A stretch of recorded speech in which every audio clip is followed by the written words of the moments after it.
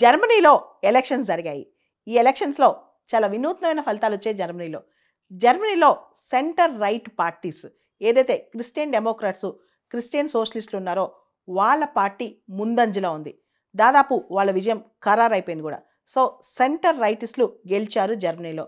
అయితే ఇక్కడ పూర్తి స్థాయిలో వాళ్ళకి కూడా మెజారిటీ రాలేదు.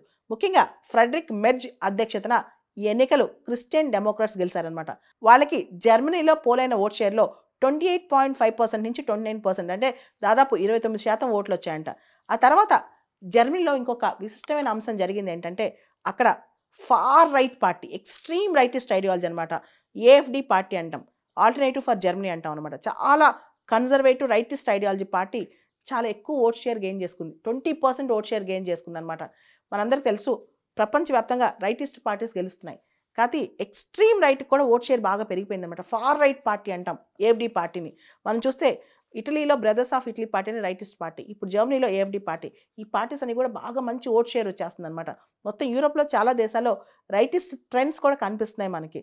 సో జర్మనీలో ఏఎఫ్డి ఫార్ రైట్ పార్టీకి దాదాపు 20% ఓట్లు వచ్చాయని అర్థమవుతుంది అనమాట.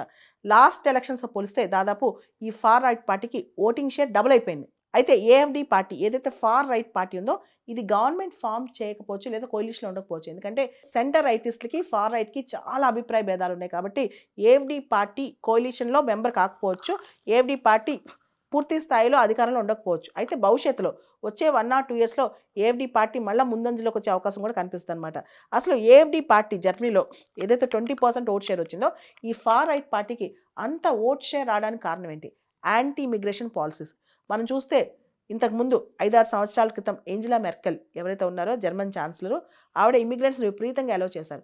ఆ టైంలో ఏఎఫ్డి పార్టీకి చాలా నాంది పడింది అనమాట. రీజన్ ఏంటంటే AFD party anti immigrants, Germany is for Germans, German culture, వీళ్ళకి కాస్త నాజీ రూట్స్ కూడా కనిపిస్తుంటాయి అనమాట మనకి ఏఎఫ్డి పార్టీకి. మళ్ళీ 20% ఓట్ షేర్ వచ్చిందంటే ఇంకా జర్మనీలో నాజిజంకి, నాజీ ఐడియాలజీకి, ఫార్ రైట్ ఐడియాలజీకి చాలా సింపతి ఉన్నట్టు మనకు అర్థమవుతుంది అనమాట.